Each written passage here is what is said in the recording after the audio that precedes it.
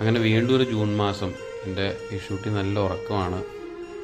School തുറക്കുകയാണ്. വലിയ താല്പര്യമൊന്നും കാണിക്കുന്നില്ല. എന്നാലും ഒരുവിധമൊക്കെ കുളി കഴിഞ്ഞ് ആൾ ഫ്രഷായി പുതിയ ബാഗൊക്കെ കൈ കിട്ടിയ സന്തോഷത്തിലിങ്ങനെ ഒരുങ്ങുന്നുണ്ട്. എന്നാൽ വലിയ താല്പര്യമൊന്നും കാണുന്നുമില്ല. കുറേ മാസങ്ങൾ ഇങ്ങനെ എൻജോയ് ചെയ്ത് നടന്നതല്ലേ. ഏതായാലും ആൾ ഇറങ്ങിയിട്ടുണ്ട്. അവൾ ഊഞ്ഞാലൊക്കെ ഒന്ന് ആടി പുറത്തേക്ക് ഇറങ്ങി. വേറെ കുറേ വില്ലന്മാർ തേക്കുന്നത് ആർക്കും വലിയ താല്പര്യമൊന്നും മുഖത്ത് കാണുന്നില്ല. കാരണം 2 മാസം ഇങ്ങനെ എൻജോയ് ചെയ്തതല്ലേ. ഏതായാലും സ്കൂൾ ബസ് കാത്തു നിൽക്കുന്നുണ്ട് എല്ലാവരും. ഞാനും അവിടെ ഉണ്ടായിരുന്നു. ഒടുവിൽ സ്കൂൾ ബസ് വന്നു.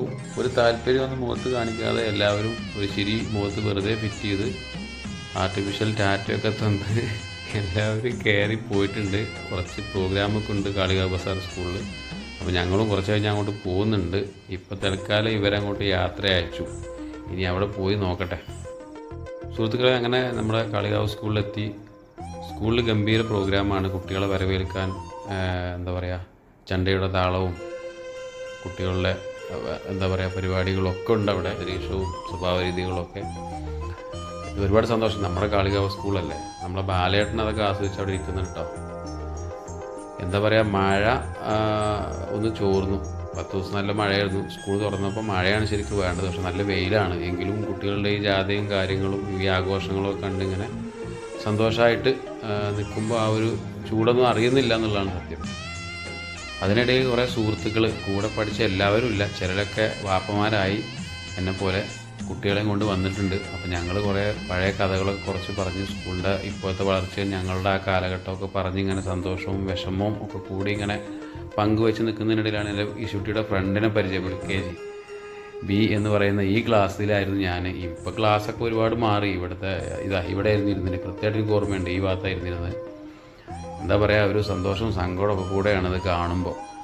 ആത്മാർത്ഥമായിട്ട് പറയുകയാണെങ്കിൽ ഈ അധ്യാപകൻ എന്തൊക്കെയാണ് അവിടെ പറയുന്നുണ്ട്. കുട്ടികളോട് മാറിയിരിക്കാനും കുട്ടികളെ അങ്ങോട്ടും ഇങ്ങോട്ടും തിരിച്ചു നിർത്താനൊക്കെ പറയുന്നുണ്ട്. അതിനിടെ ഈ കലാകാരന്മാരെ ഒന്ന് പരിചയപ്പെട്ടു. ഈ ചെണ്ടയുടെ താളം, ഞാനും ഒരു കലാകാരനാകാൻ വേണ്ടി ശ്രമം നടത്തുന്നതുകൊണ്ട് അവരെയൊക്കെ ഒന്ന് പരിചയപ്പെട്ട് ചെണ്ടവാദ്യമേളം കണ്ടുകൊണ്ടിരിക്കുന്നു കുട്ടികളും ഞാനും ഒക്കെ. അതിനിടയിൽ നമ്മളെ പ്രിയപ്പെട്ട ഹെഡ്മാഷ് ബാബുമാഷ്, ഞാൻ പഠിക്കുന്ന കാലത്ത് അദ്ദേഹം വെറും അധ്യാപകനാണ്. ഇപ്പോൾ അദ്ദേഹം ഹെഡ്മാഷാണ്. ഞങ്ങളടുത്ത സുഹൃത്തുക്കൾ കൂടെയാണ്. അപ്പോൾ അദ്ദേഹം കുട്ടികൾക്ക് പുതിയ ഉപദേശങ്ങളും കാര്യങ്ങളൊക്കെ പറഞ്ഞു കൊടുക്കുകയാണ്. അതൊക്കെ ആസ്വദിച്ച് കുട്ടികൾ നിൽക്കുന്നു. അതിനിടയിൽ പരിപാടി സമാപനവും അദ്ദേഹം തന്നെയാണ് ചെയ്തത്. വീണ്ടും ഞാൻ പള്ളിശ്ശേരി സ്കൂളിൽ ചെന്നു. അവിടെയും പെങ്ങളെ മോളുണ്ട്. അവിടെ ഒന്ന് പോയി. അവിടെ ഇതൊക്കെ തന്നെയാണ്, പ്രത്യേകിച്ചൊന്നുമില്ല. ഇതുപോലെ ചെറിയ പരിപാടികളൊക്കെ തന്നെയാണ് നടക്കുന്നത്.